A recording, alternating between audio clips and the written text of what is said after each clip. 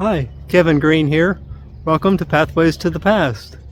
I'm here at Shields Park on the northeast side of Seymour. I've got a good story for you today. One night in April of 1911, near where I am right now, there was a railroad spur that basically disappeared overnight. Now, as being a student of local history, I've known about this event for a while. But over the last couple of weeks, I've looked into the who, what, and why of exactly what happened that particular night. But before we get started into the story, there's a few characters that I need to introduce to you that are in the story. The first subject is the park itself. Shields Park takes up 4 city blocks here on the northeast side of Seymour. It's bordered here on the west side by Broadway Street, and down there at the corner is 6th Street, which is the south border, and way over that way, over on the other side of that hill, is the east border, which is Park Street, which at the time of our story was actually known as Bill Street. And way a block down that way is the north border, which is 8th Street. Now, like so much land in around Seymour,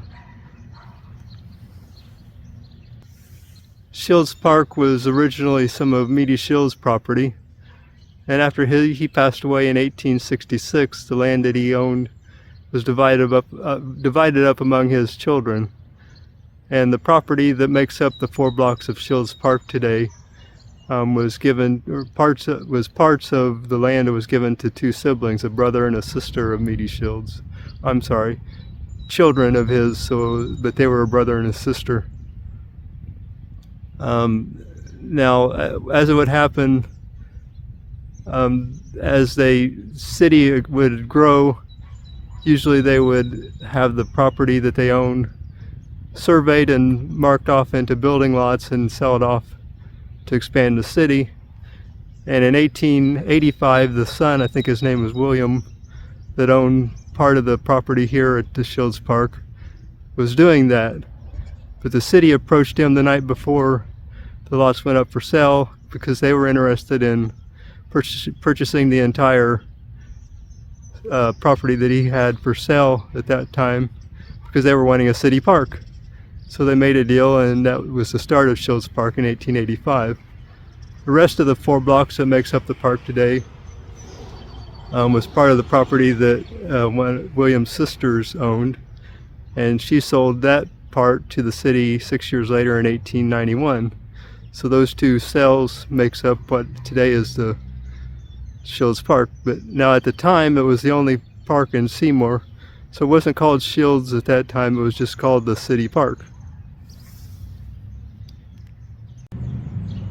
The main entrance to the park has always been here on Broadway, across from where the 7th Street tees into Broadway. But at the time of our story in 1910, 1911, these geo-covered gates wouldn't have existed yet. Matter of fact, at that time period, there wasn't a whole lot of development here at the park. It was used for picnics and parties and gatherings and that sort of thing. But there were walking paths, and there was woods and a few small things that were done. But the shelter house and bandstand and goldfish pond and all that kind of stuff wasn't developed into like the 1920s and 30s mostly. I moved up to the north edge of the park. This is 8th Street that runs along through here. And the second subject of our story is a railroad that used to exist. It ran just on the north side of the 8th Street here, across from the park, where that paved parking area is now used to be the right-of-way for the railroad. That railroad was put in by a fellow named D.J. Mackey in 1890 in his attempt to go from Evansville to Richmond, Indiana. He sold it in 1897 to a millionaire banker out of Chicago named John Walsh, and Walsh did lots of improvements to it and renamed it the Southern Indiana Railway. Then at the time of our story, 1910, 1911, late in 1910, the railroad was, John Walsh was actually in prison for bank fraud and was in failing health and basically had lost control of what he had, his control over the railroad itself, and it was about to be bought out by the stockholders for the railroad, which happened later in 1910, about the time that things started happening with our story. And the stockholders renamed it the Chicago, Terre Haute and Southeastern Railway. And as part of that buyout and reorganization, they were very interested in making the railroad more financially stable. And a good way to do that was to bring on new customers along the route and maybe do some expanding, so the story plays right into their hands as well. And now I moved up to the southwest corner of the park, and across the street is the final subject of our story. It's a factory called Seymour Manufacturing. It was started in 1872 at this location, and it's still in business today. A couple things to keep in mind: at the time of our story, it wasn't one big continuous building like it is today. It was made up of smaller buildings that were all on the block, and today it's one block wide from 5th to 6th Street, and then it's 2 blocks going east to west all the way down to Park Street. But at the time of our story, it was just this first block here. Matter of fact, Vine Street still came from the south across the back end of the factory property, and it teed into 6th Street across from the park here. Then the block to the east of here was owned by a company called the Travis Carter Company, and they did woodworking and contracting work. As a matter of fact, they built a lot of the early buildings in Seymour.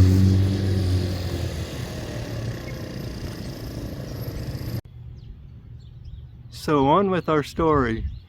As I said, Seymour Manufacturing was started here in Seymour in 1872, and in the beginning they were exclusively manufacturers of wood products.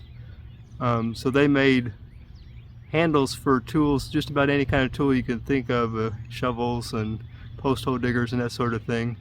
But their biggest product that they sold were spokes for wooden wagon wheels, which would have been very needed at the time. They were actually in the early days known locally as the hub and spoke factory, but they actually technically never manufactured wood hubs here, but they did do lots and lots of spokes. So after the turn of the 1900s, in the early 1900s, there were 2 things that were happening. Number one, there was less and less demand for wooden wagon wheels, so their sale of spokes were going down. And so they decided to start experimenting with doing metal stamping. So they started buying some small machines to practice on. Their idea was that if they could manufacture the entire tool and not just the handles, then they could sell that product, and the demand could be all over the United States. But the problem with that is they really needed a better distribution system, and of course at that time period railroads would have been the ideal source for getting their product out all over the world. The other thing that was happening was that up until that point, they had purchased all their lumber that they used locally. So the farmers in the area, would be clearing woods to make farm fields for farming. But after the early 1900s, the source locally had started drying up. There wasn't as much lumber available. And they found sources for their lumber, especially from neighboring states, at even better costs. But again, the problem there was getting the logs and lumber here to Seymour. and of course railroads would be the ideal solution for that. So they were really wanting to get access to one of the local railroads, and as I explained, they were just 2 blocks away from the Southern Indiana Railway. The only problem is that there was a park in between, park in the way. So I'm not sure exactly when they started looking into getting a spur, but I've got a map here that I'll show you. Hang on. So this is a Sanborn fire insurance map of Seymour from November of 1907. We come down to the map. You can see the Southern Indiana Railway line going. You see the city park there and the rail line running along the north edge of the park. Down here would be Seymour Manufacturing, and you see a railroad spur coming off of the rail line and coming down through the park into the factory. Now that railroad spur didn't actually exist when that map was made. It was evidently a speculation over a proposed route for getting a spur to the factory. But it shows how early that they were thinking about that, and at some point they started talking to the city about getting a spur line put in. And the idea was they were willing to expand their factory a great deal to make all this happen. They were probably going to add about 1/3 more to the factory and hire at least 1/3 more employees. And at the time, between the product that they bought locally plus the payrolls for local employees, they were contributing over $100,000 to the local economy. So they were pretty substantial business at the time.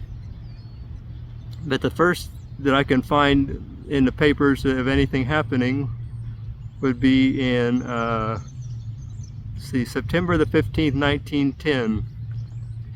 It was at the regular Seymour City Council meeting, and Councilman Davison introduces a ordinance to the city that gives Seymour Manufacturing the rights to build a railroad spur across the northwest corner of the park, down the west side of the park, across 8th Street, across the main entrance to the park, across 6th Street to Seymour Manufacturing. So at that council meeting, the normal procedure, which is probably, I think, still done today, was that the ordinance would be introduced. It would be read at 3 different times, which normally would be 3 different council meetings, and then it would be voted on and either passed or failed. But for whatever reason, they decided to speed this along, and the ordinance was read 3 times at the same original council meeting where it was introduced, and then it was voted on and passed that particular night.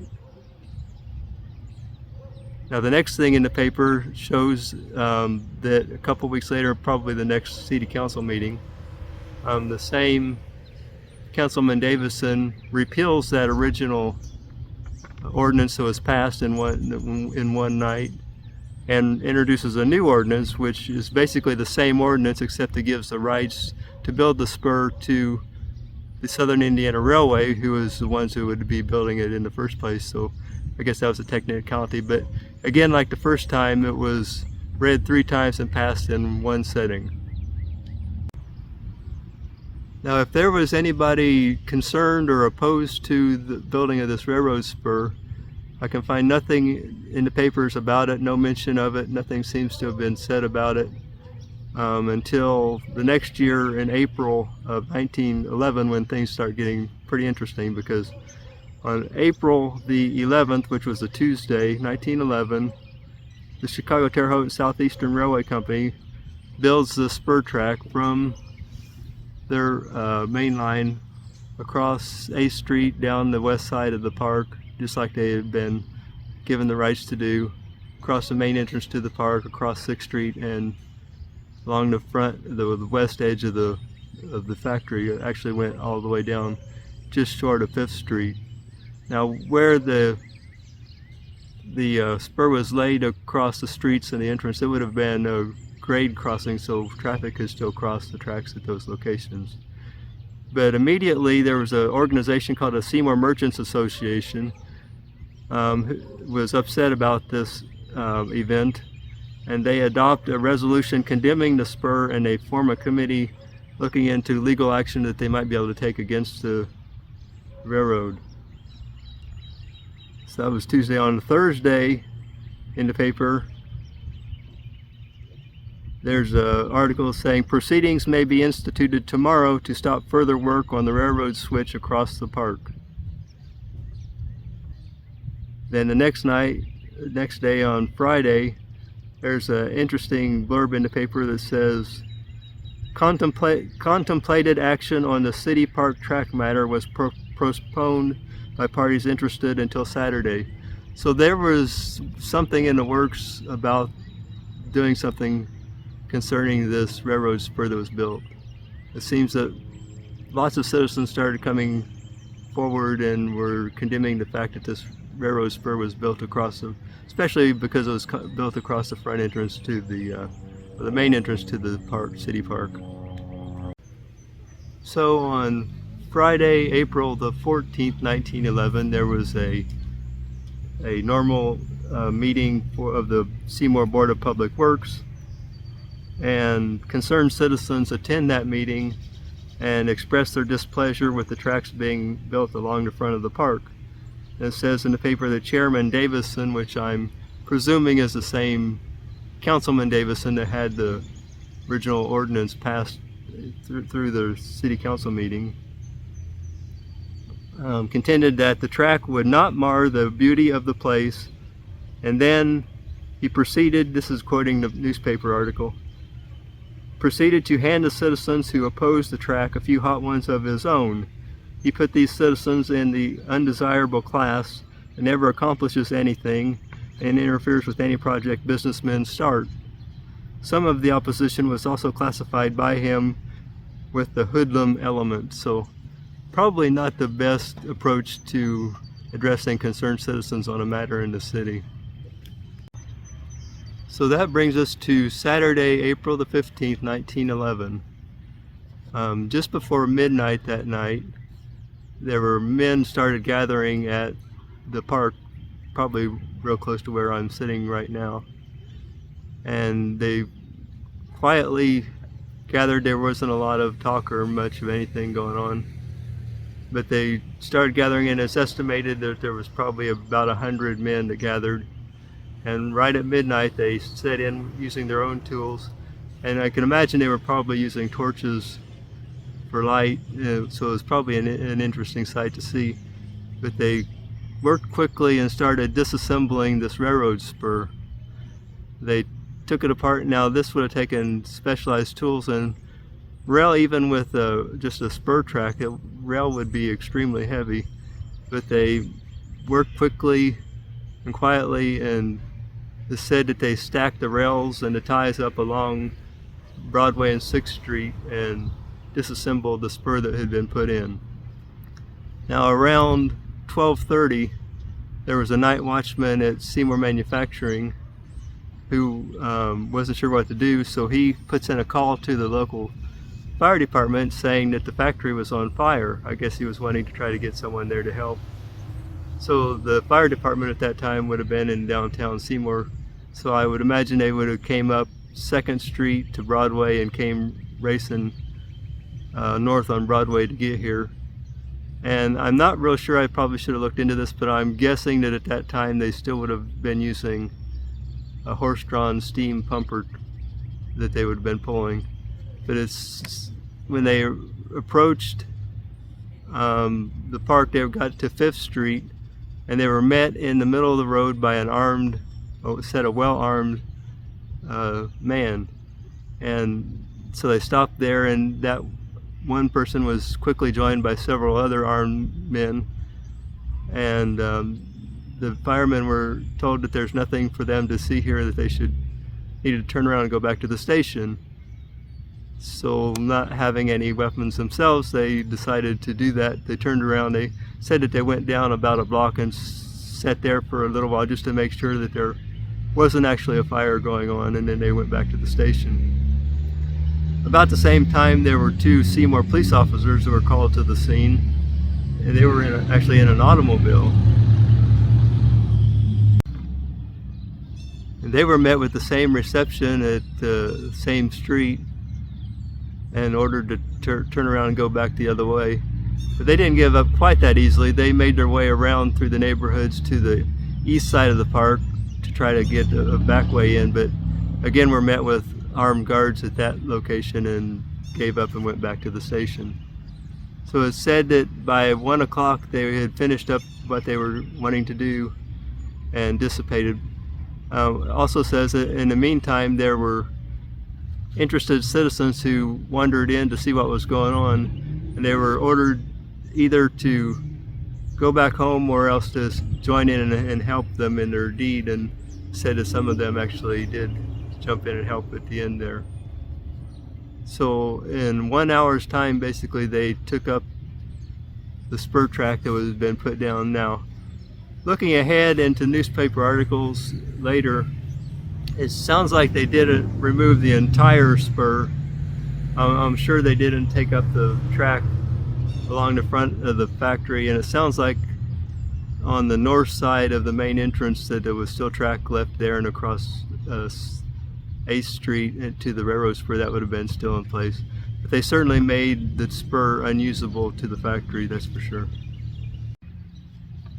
On April 17th, the local judge granted a temporary restraining order to the citizens and members of the Merchants Association.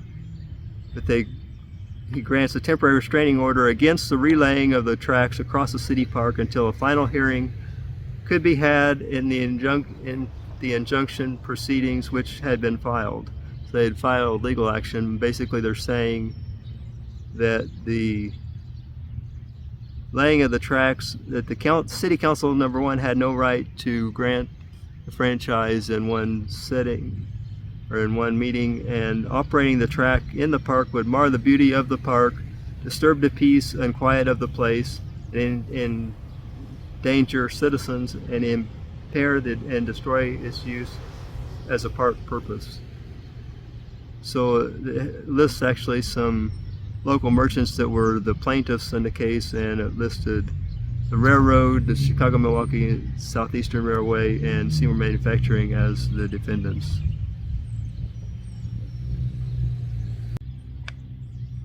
On April the 19th, the board of directors for the Seymour Manufacturing Company, who actually lived across the United States because this wasn't their only factory that they owned, but they all gathered here in Seymour for an emergency meeting to see what they needed to do about this.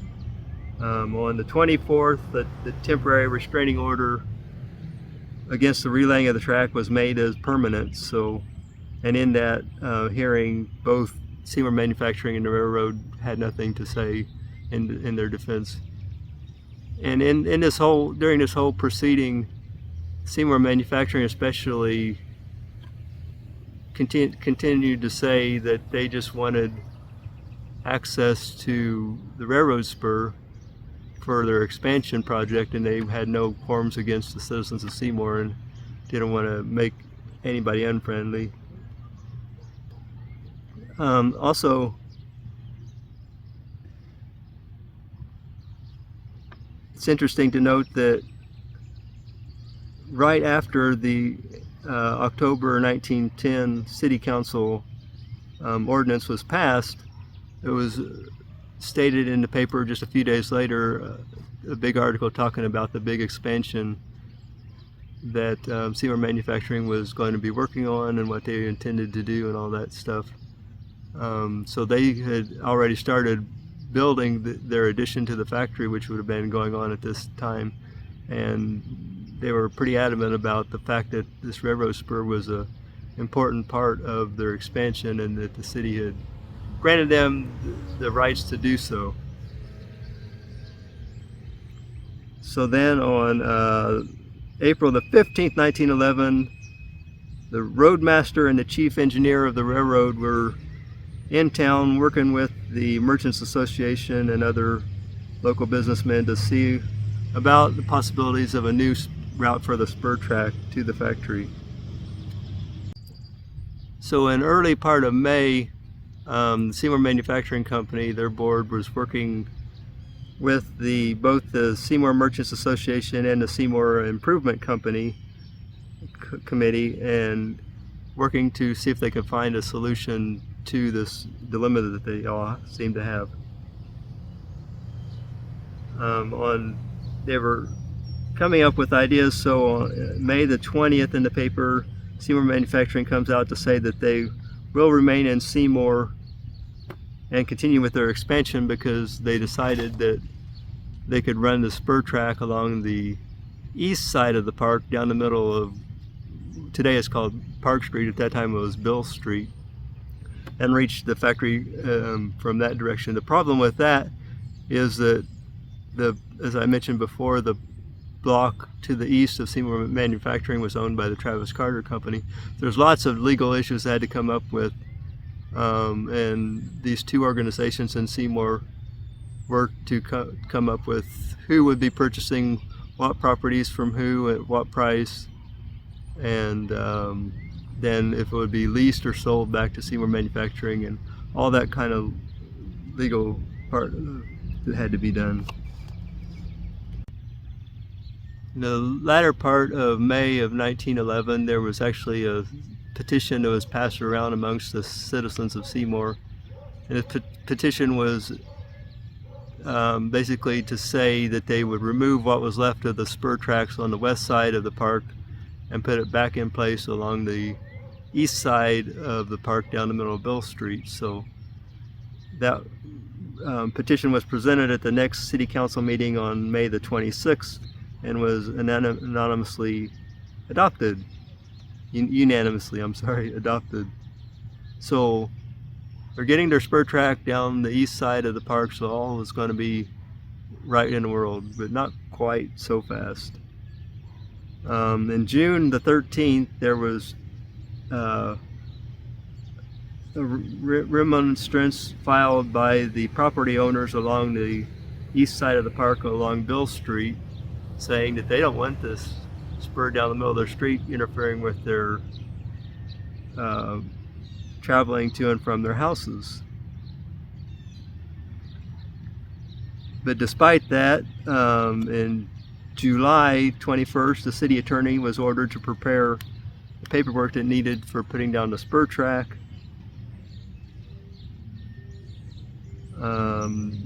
July the 27th, the ordinance presented at a special meeting of the City Council and officially gives them the right to put the spur track down the west side of Bill Street from 8th to Seymour Manufacturing. It also said that no cars can be stored north of 6th Street on the spur track, and set the annual rent for the property that the track would have to come across the northeast corner of the park, set the annual rent at $25 a year. In the meantime, the residents along Bill Street still were not happy with what was going on, so first part of August, the Bill Street residents met with the city about what could be done to get the spur track out of the middle of the street and maybe put it to the west side of the street, which really wouldn't have worked because of the street there has got a really steep crown to it. But on August the 3rd, 1911, the city met with the residents, and they all came to the conclusion that they could put the tracks in the park be on the west side of the gutter, so it was technically along the edge of the park, on the east side of the park. So here we go with putting the tracks back into the park again. But evidently that was okay with everybody. Their main beef with the whole thing was that the fact that it was across the main entrance to the park itself. So there was a notice in the paper on September the 18th, 1911 that the tracks would be installed that week, but like most things, it took a little longer than usual, so it wasn't until October that the spur track was actually installed. A couple of notes on this.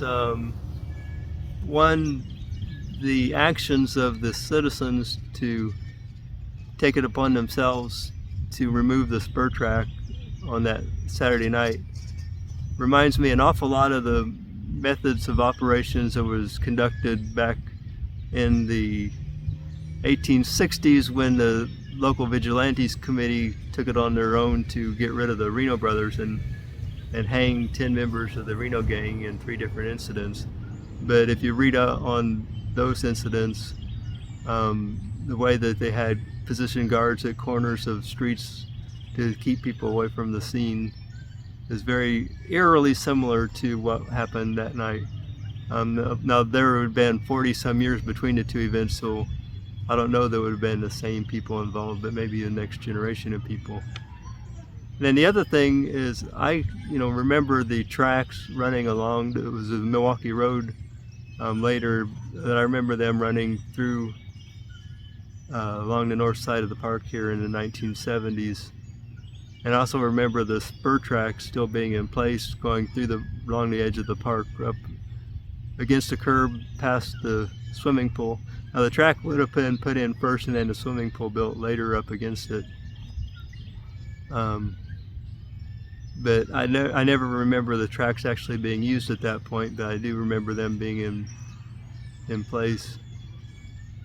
Now, about a week ago, I came here to the park and walked the perimeter of the park to see if I could find any signs of the spur track still standing, and I couldn't. I was really hoping to find maybe some old ties still on the ground or something, but I didn't find any remnants of the track, but I did find a little something that I'll go over and show you now. So now I'm up here at the Little League diamond at the southeast corner of the park, and we've got Park Street here, would have been Bill Street at the time. Railroad spur would have came right up along the edge of the street here. There's really nothing to see, but you can just tell that it was a flat area, and then if you come around this way, it would have curved here around where that bush is right there. And it probably doesn't show up very well in the video here, but there was you can see kind of an indented flat spot or flat area that curves around to the west here. And that would have been where the spur curved and then crossed 6th Street to go into Seymour Manufacturing. So that's the only place that I can find that you can kind of tell where it would have been, but it really doesn't show up very much at all. So that's all I know about the mystery of the disappearing railroad spur. Pretty interesting story. Tell me what you think about it. And I really wish that I had taken the time to photograph more, especially to photograph where the spur was here in the park. If anybody out there would happen to have a picture that shows the spur tracks in the park, like maybe in the background of a family reunion shot or something like that, I'd really be interested in seeing those. But hope you enjoyed the story. Subscribe if you haven't done that, and give some comments. Always enjoy reading those. So thank you, have a good day, bye.